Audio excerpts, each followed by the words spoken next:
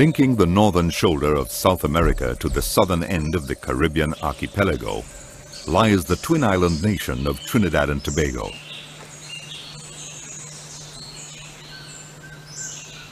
This is a prime location for the enjoyment of the natural world, for observing and studying the bewildering variety of plants and animals collectively known as biodiversity.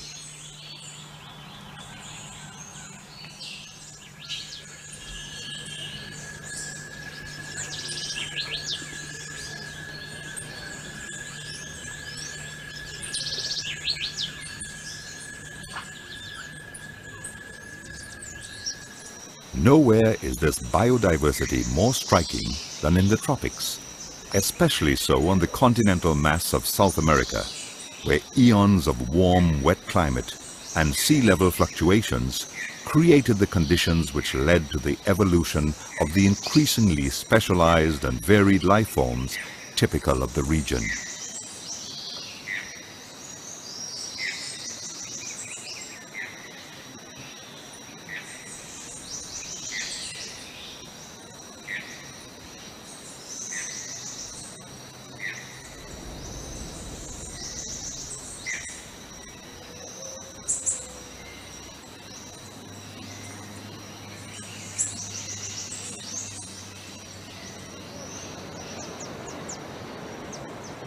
Trinidad, only 10 kilometers from the Venezuelan mainland, shares many of the biological characteristics of its huge neighbor.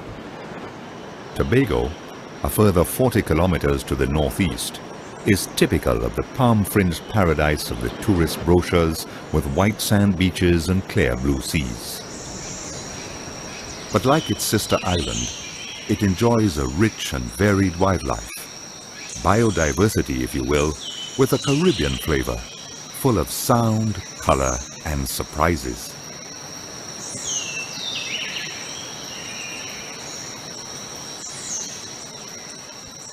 This richness is further enhanced by the varied topography of the islands, which creates several distinct habitats and ecosystems, each supporting a different assemblage of plants and animals.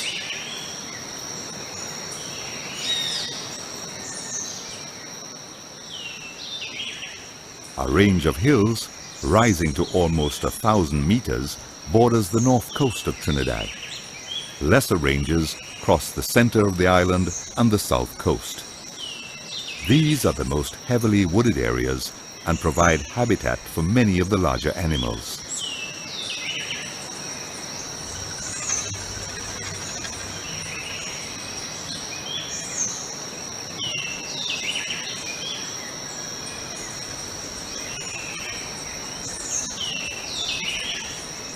The unique Trinidad piping guan, or pawi, a highly endangered species, inhabits the forests of the northern range.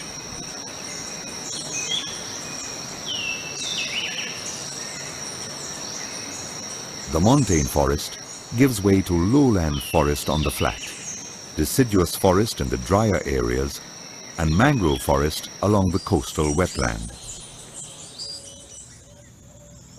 Where soil conditions do not support tree growth, natural savannas occur, as in the Aripo savannas. These are home to a distinctive flora interspersed between islands of Maurice palms.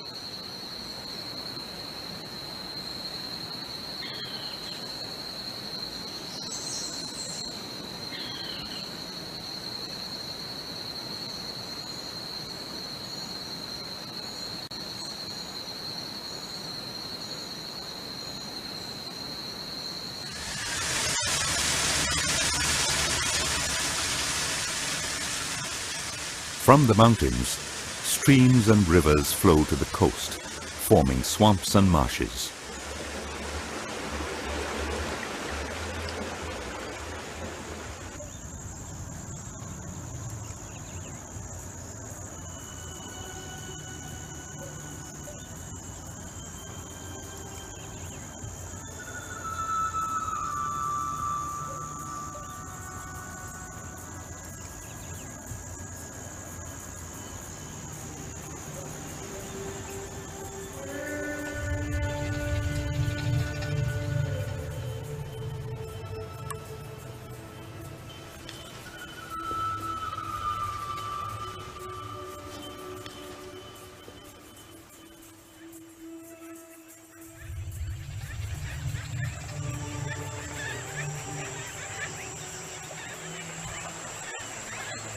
Here migrating birds find a place to rest and feed, while on the offshore islands, oceanic birds congregate to breed.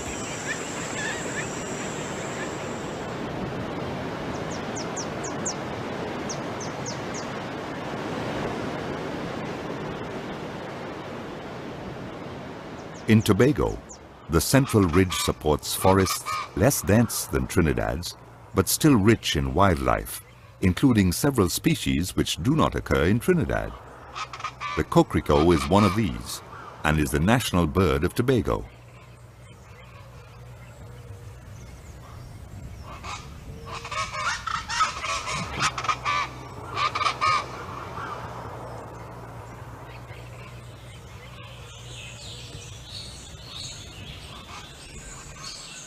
A few, like the ocellated gecko, have been found nowhere else in the world.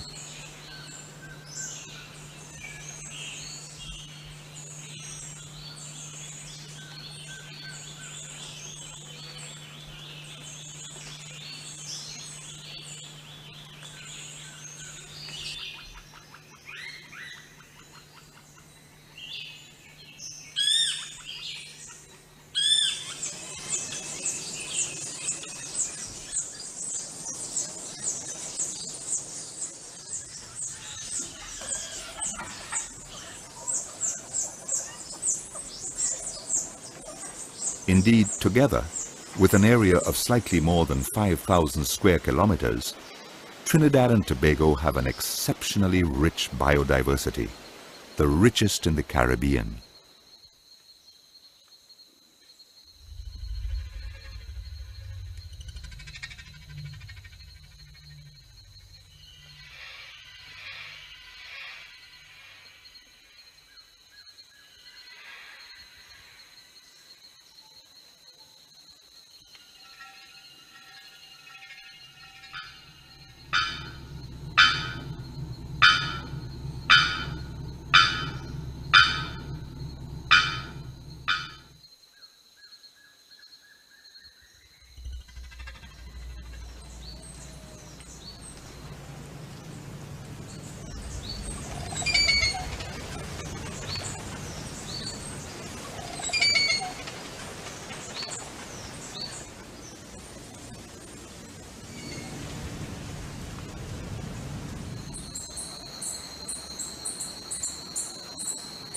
The liveliest, noisiest, and most colorful of the creatures are the birds, and none more so than those which feed on fruit and nectar.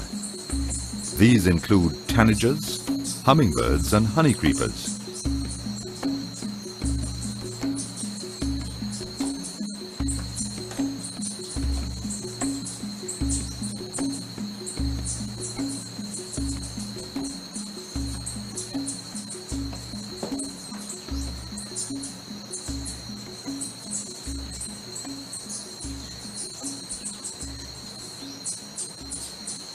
The names of many of the hummingbirds reflect their iridescent splendor. The white-chested emerald, blue-chinned sapphire, the ruby topaz.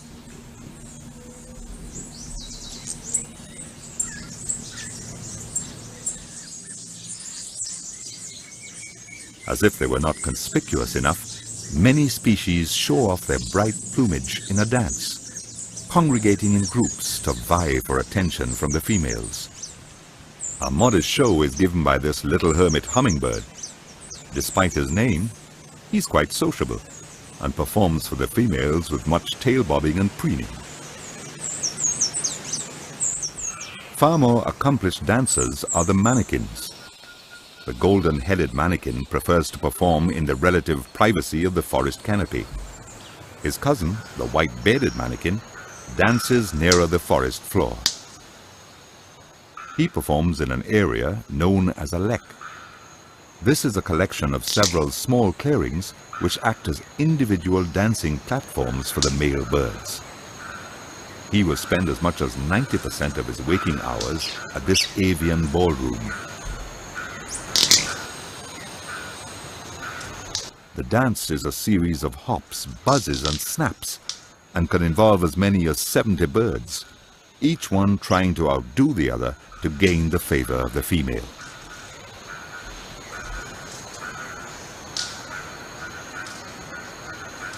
The blue-backed mannequins in Tobago offer a show of sound and color as well as dance. The dance is preceded by a loud call, actually a duet. This is followed by a strange knocking sound with 2 to 4 males participating.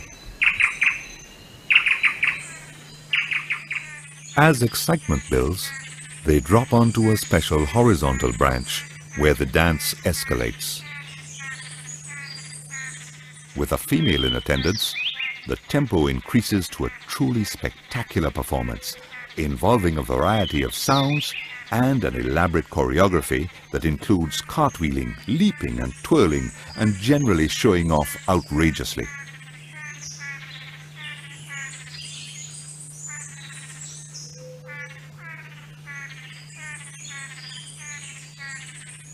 The discerning female judges the dance carefully and makes her selection.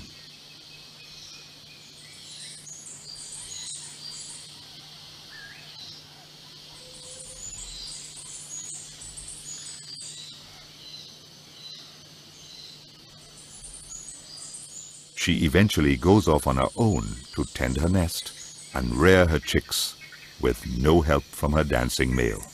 The dance of the blueback mannequins and their eerie calls brighten the dark recesses of the Tobago forests, which were devastated by Hurricane Flora in 1963.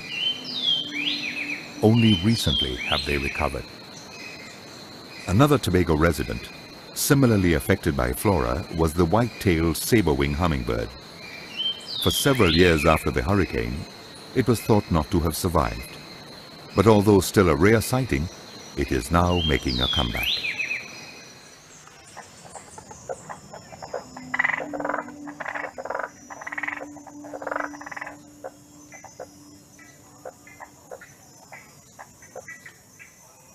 At night, the songs of the forest and the marsh come largely from the male frogs as they serenade the females.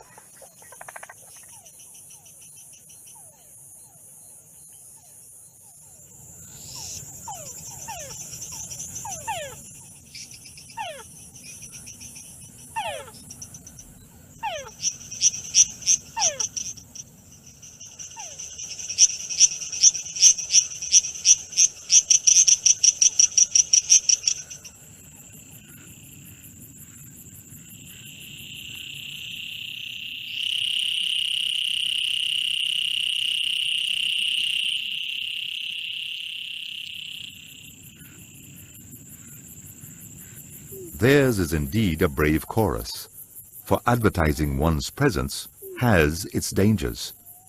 These range from owls to bats to snakes and even spiders. The frog captured by this wolf spider is bigger than the spider itself.